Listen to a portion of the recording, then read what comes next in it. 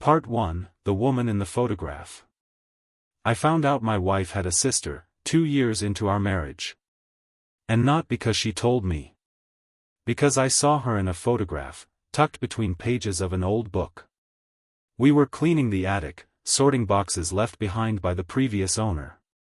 Lily picked through the dusty piles like she was half present, humming under her breath. I opened an old hardcover, some forgotten poetry collection, and out slipped a faded Polaroid. 2 women, early 20s. Laughing. Arms wrapped around each other. One of them was Lily. The other? Practically her mirror image. Same chin. Same pale green eyes. Same sun-marked shoulders. But I'd never seen this woman in my life. I turned the photo over. In smudged black ink. June, me and Mara. Lake House, 2007. I didn't say anything at first. I just stared. Because Lily told me she was an only child. That night, I waited until we were in bed. The photo lay on my nightstand, face down. It felt like a loaded weapon. I couldn't stop thinking about it, the easy way they smiled, the arm draped around shoulders, the kind of closeness you don't fake. I turned to her, kept my voice casual. Do you ever wish you had a sibling? Her body stiffened under the sheets. Just slightly. She didn't answer right away. I used to, she finally said. But it wasn't meant to be. My heart thudded. Did you ever have one? A sister? A pause. A long one. Then, no. She turned away from me. And I lay there, staring at the ceiling, feeling the photo beneath my thoughts like a splinter I couldn't pull out. I didn't sleep that night. Because my wife had lied. And whatever reason she had for hiding Mara. I knew it wasn't something small. It never is. Part 2, The Lake House That Wasn't Ours. The next morning, I placed the photo on the kitchen counter before she came down. I made coffee. Tried to keep my hands from shaking. She padded in barefoot, hair pulled back, wearing the soft gray sweater she always reached for on mornings she didn't want to speak much. I slid the photo toward her without a word. Her eyes found it, and for a split second, something cracked in her face, barely visible, but real. Like a mask slipping just enough to see the skin underneath. She didn't touch it. Just stared. Who is she? I asked quietly. She didn't answer. I waited. Then, where did you find that? In a book. In the attic. She blinked once. I thought I threw it away. Lily, I said, stepping closer. You told me you were an only child. I know. So who is Mara? Her hands gripped the edge of the counter. White knuckles. She took a deep breath, then exhaled slowly. She was my sister, she said. Was. We sat at the kitchen table. No breakfast. No music. Just truth waiting to be told. She died when I was 22, Lily said. Car crash. I didn't go to the funeral. I didn't say goodbye. Why? Her eyes glossed. Because we weren't speaking when she died. What happened? She looked away. It's not something I like to talk about. But you lied to me. For years. I didn't lie, she snapped. I just couldn't say it out loud. That's not the same as honesty. She stood then, too fast. I need to go for a walk. And before I could stop her, she was out the door. I didn't follow. I just sat there staring at the photo again. 2 girls at a lake house. 2007. That was 7 years before I met her. A lifetime. And yet, something about Mara's face stuck with me. Not because she looked like Lily. But because she looked off. Not sad. Not angry. Just distant. Like she wasn't all the way there. I went back to the attic. There had to be more. Behind a pile of books, I found a plastic bin. Inside, journals. Spiral notebooks. One with a cracked blue cover had the word Mara written on the front in Lily's handwriting. I opened it. First page. If anyone reads this, I want them to know, I didn't kill her. She chose it. She left me. I dropped the notebook. My hands were shaking again, but not from anger this time. From fear. Part 3, What the Journal Confessed. I sat in the attic for hours, reading. Page after page, Lily's handwriting spiraled between grief, guilt, and something harder to name, resentment, maybe. Regret, definitely. But there was an edge to her words that felt sharper than sorrow. She always took things from me. My clothes, my friends, my privacy. But I loved her anyway.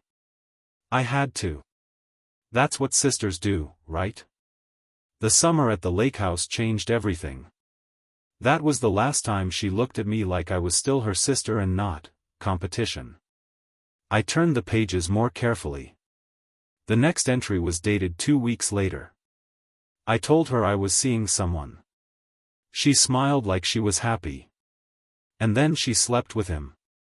Just like that. We fought. I screamed. She said I was always dramatic. That I never knew how to let go of anything. But I let go. I didn't talk to her for 5 years. And then she died. I set the journal aside and stared at the beams above me. My heart wasn't racing anymore. It was just quiet. Numb. Lily hadn't lied about everything. Mara was dead. But what she hadn't told me was the depth of their rift. How ugly things had gotten. How violent the words between them had become. And one sentence from that first page wouldn't leave me. I didn't kill her. Who starts a journal that way? Unless someone had once thought you had. I heard the front door open downstairs. Lily was back. I didn't want to confront her yet.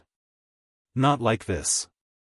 Not with her face still fresh from the cold and her guilt still steaming off her breath. But I couldn't help myself. I brought the journal down with me.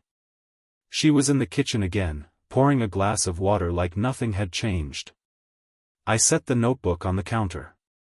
She didn't flinch this time. You read it? She asked. All of it. She nodded. Looked tired. Like a part of her had been waiting years to be caught. She wasn't a good person, she said softly. But neither was I. I leaned on the counter, searching her expression. Why hide all this? Because I didn't want you to wonder if I was capable of letting it happen. Of not caring. Of hearing she was dead and feeling relief. And did you? I asked. She met my eyes. Yes.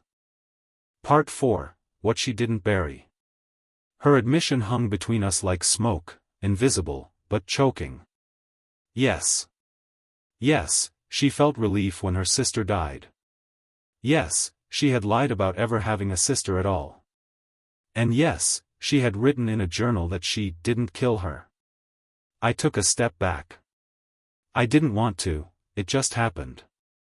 Some instinct pulling me away, like I had to observe her from a distance to understand who she really was. She didn't just die, I said. It was a car crash, right? That's what you told me. Lily nodded slowly. Head on. She was driving too fast, ran a stop sign. Hit a telephone pole. But you weren't there. No. Then why did you write what you wrote? She didn't speak at first. Then. Because I was supposed to be in the car with her. She walked to the kitchen window. Looked out like something was waiting for her in the distance. That summer, she said, we hadn't spoken in years. But she reached out. Said she wanted to talk. Said she missed me. I didn't believe her, but I agreed. We met at a diner halfway between our towns. She was drinking again. Laughing too hard. Saying things that didn't make sense. Lily's voice softened, like she was replaying it in real time. She said she was sorry for everything. For the guy. For the lies. She said she was sick. Not cancer, something else. Something she couldn't name.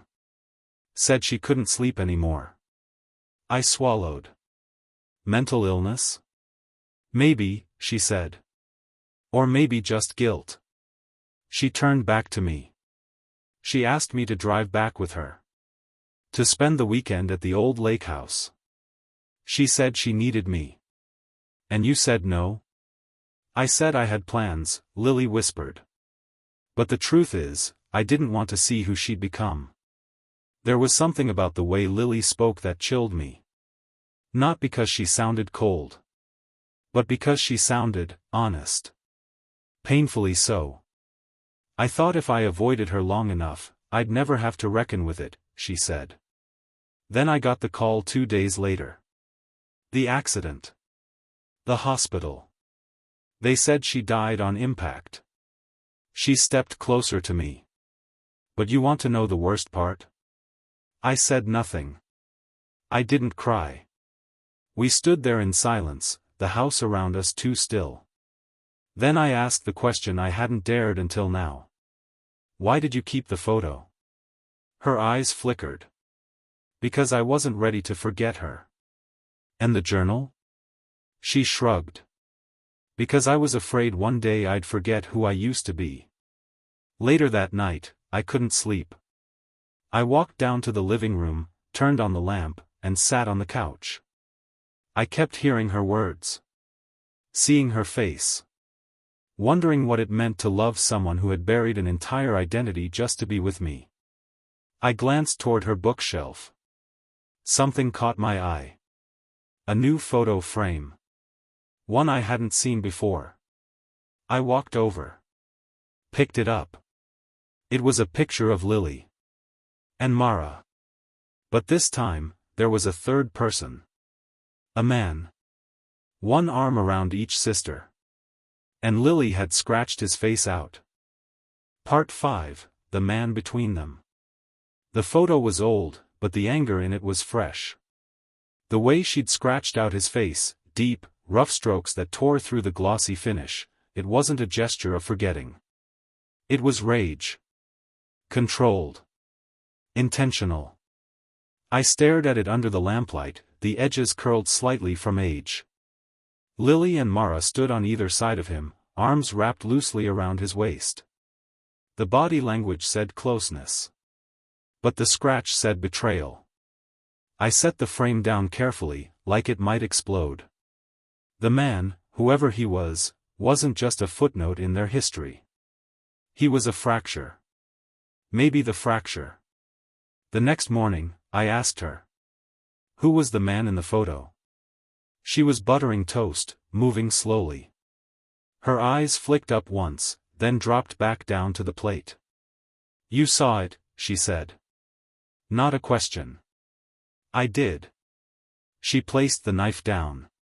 Took a breath. His name was Nathan. He was, with both of us. At different times. But there was overlap. And Mara didn't care. She knew he'd been with you. She knew, Lily said. Her voice cracked, just slightly. He and I were together for almost a year. She met him through me. And then one day she just took him. My stomach turned. Did he know you were sisters? Yes. And he didn't care either? Lily let out a hollow laugh. No. He liked the drama. The story unfolded slowly, like peeling paint. Nathan was a writer, charismatic, older, magnetic in that predatory kind of way that makes women think they're chosen. He bounced between them. Whispered different truths in different ears. Lily said he was the first man she ever imagined marrying. Mara, it turned out, had a habit of stealing people. Friends. Teachers' approval. Boyfriends. Attention.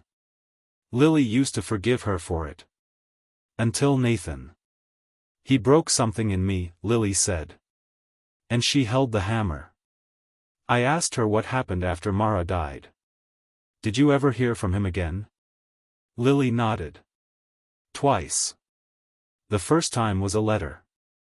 It arrived 2 months after the funeral. No return address. He said he didn't blame her. That Mara was unstable. That he still thought about Lily, still loved her. That maybe her sister's death had cleared the path for them. She burned the letter. The second time was a year later. She saw him at a reading in the city. He didn't speak to her, just sat 3 rows behind, watching. She left before the Q&A. I don't think he ever really grieved her, Lily said. I think he just moved on. Like she was a story he'd finished writing. That night, I couldn't stop staring at the photograph again. Because I realized something. If Lily had hated Mara for stealing Nathan, why keep the photo? Why not throw it out with the letters, the journals, the lake house keys? Unless it wasn't the man she was trying to erase. It was herself. Later, as we lay in bed, I asked her gently. Did you ever love Mara? After everything? She didn't answer for a long time. Then, I think I loved the version of her I invented. I turned toward her. And now? I miss the girl in the photo, she whispered. Even if she never really existed. Part 6, The Letter She Never Sent. A few days passed in a kind of truce. Lily stopped avoiding my questions, and I stopped asking them too sharply. We moved through the house like people who had survived something, but weren't sure if they'd rebuilt anything yet. Until the letter. I found it in the bottom drawer of her old desk. Tucked beneath blank stationery and pens that had long run out of ink. Unsent. Folded neatly. Yellowing slightly around the edges. It was addressed simply. To Mara. I sat down and opened it. You win. Is that what you needed to hear? That you got him, that you broke me, that even after you're gone, you're still everywhere I go? Because you are. I see you in mirrors. In the way I second-guess everything I do. You're in the space between my sentences, in the things I don't say to my husband, in the parts of me I've tried to erase. You were always louder, always brighter. But I was steady. I was safe. And maybe that bored you. Maybe that's why you took him. But I loved you anyway. And I hate that I still do. The letter felt like a scream hidden inside a whisper. And it broke something in me I didn't realize was still whole. I didn't tell her I found it right away. I didn't know how. What do you say to someone who's haunted by love and betrayal in equal measure? Instead, I asked her something else. Did you ever visit the lake house after she died? She looked up from her tea, surprised. No. Not even once? No, she said again, firmer this time. Why? Because I think I want to go. She stared at me, confused. You never really closed the door with her, Lily. You wrote her letters. You kept her things. You speak of her like she's still somewhere in the house. Maybe going there, maybe it helps you finally let her go. She said nothing. But that night, she pulled an old key from a jewelry box. It had a small tag attached. Willow Bay. 2 days later, we drove up north. The lake house was still standing. Faded blue paint, a porch that creaked under your step, wild vines taking back what the wood had given up. It looked like the past had been waiting here, patient and still. She didn't speak as we walked through the rooms. The air was heavy, not with dust, but with memory. She ran her fingers along a dresser, paused at a window, stared at the kitchen table like ghosts might be seated there.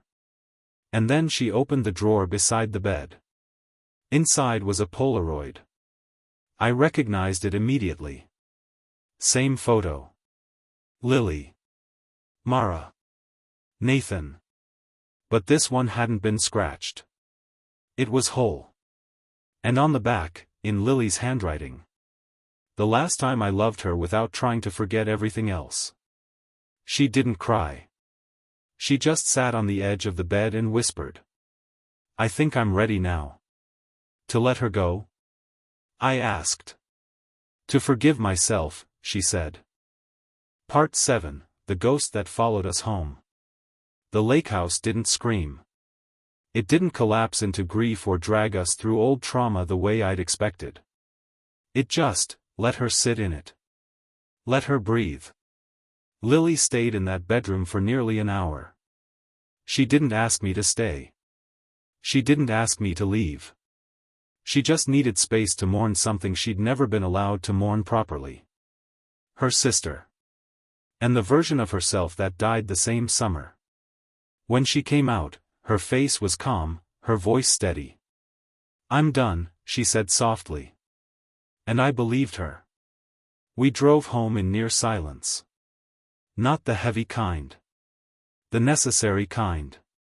I caught her watching the trees blur past the windows, her fingers tracing invisible patterns on the glass. Like she was writing something she'd never send. And for the first time since I'd found the photo, I felt closer to her than I had in years.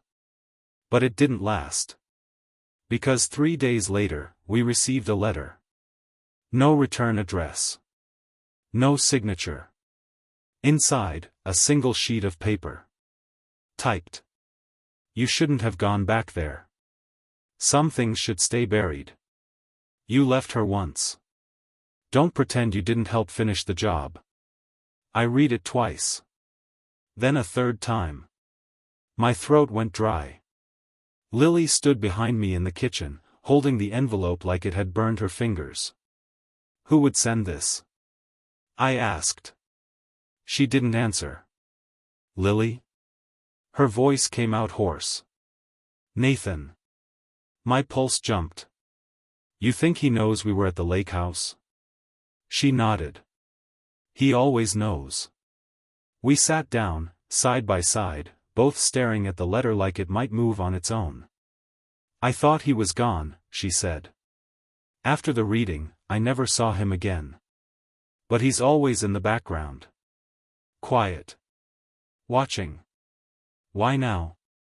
I asked. Why wait this long? She turned to me slowly. Because he thinks I forgot. And maybe he needs to be remembered too. That night, I went back to the attic. I dug out every box, every envelope, every trace of the life Lily had hidden. And I found something I hadn't seen before. A small cassette tape. Labeled in red ink. Mara, August 17th. I brought it down. Did you make this? I asked. Lily shook her head. No. We found an old player in the garage. Plugged it in. Pressed play. Mara's voice. Soft. Warbling.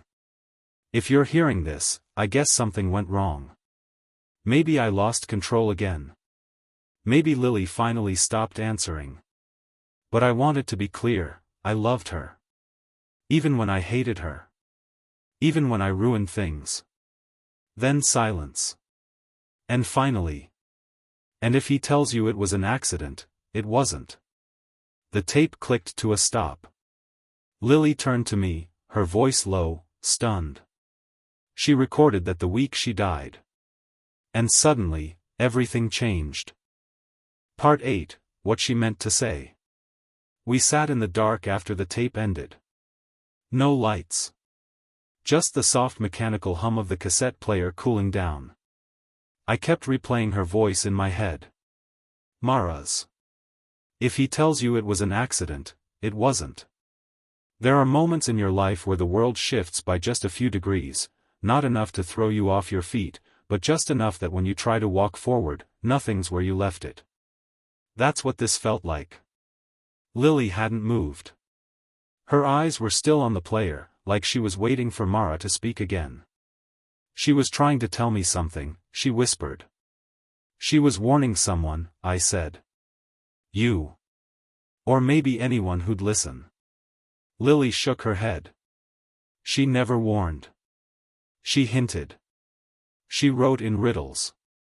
That's how she made sure she could always say, "You misunderstood me." I leaned back slowly. You think Nathan had something to do with her death? I used to think no. Now. I'm not sure anymore. We gave the tape to a lawyer friend. Quietly. Off the record. He told us not to expect much. It's old. It's vague. It's emotional, not factual. But he agreed to help us track down where Nathan lived now. 2 weeks later, he found an address. A cottage by the coast. A writer's retreat, technically, funded by donations, operated by volunteers. And Nathan was listed as a contributor. Lily didn't hesitate. I want to go, she said. We made the drive on a gray morning. Fog hugging the road. Everything looked washed out, like a dream you haven't woken from yet. The cottage was small, with chipped white paint and books stacked in the windows. Nathan opened the door himself. He looked older, but not weak. Eyes sharp. Smile familiar. Like someone who remembered the exact role he used to play, and had never stopped rehearsing it. He didn't seem surprised to see Lily. Still haunting the past, he asked, almost kindly. I need to know the truth, she said. About that night. He tilted his head. The crash? The tape. He froze. Just for a second. But enough. She made that for herself, he said. To feel seen. She said it wasn't an accident. Nathan's smile faded. She wanted to die, he said. You know that. But she wasn't alone. A pause. Then, quiet. She said she'd take me with her. We didn't speak the whole drive home. But something in her face had changed. A knowing. A closure. Not clean. Not peaceful. But true. When we got back, Lily pulled the photo from the shelf, the one of the three of them, and slid it into a drawer. She didn't frame it again. She placed Mara's journal in a box. Along with the letter, the tape, and the last piece of that life she'd been carrying like a weight in her chest. And for the first time since I'd met her, she let me hold all of it with her. Weeks passed. Then months. We didn't talk about Mara often, but when we did, it wasn't like walking on broken glass anymore. It was more like dusting off a window, still painful, still a little jagged, but clear. Lily began writing again. Stories about sisters. About forgiveness.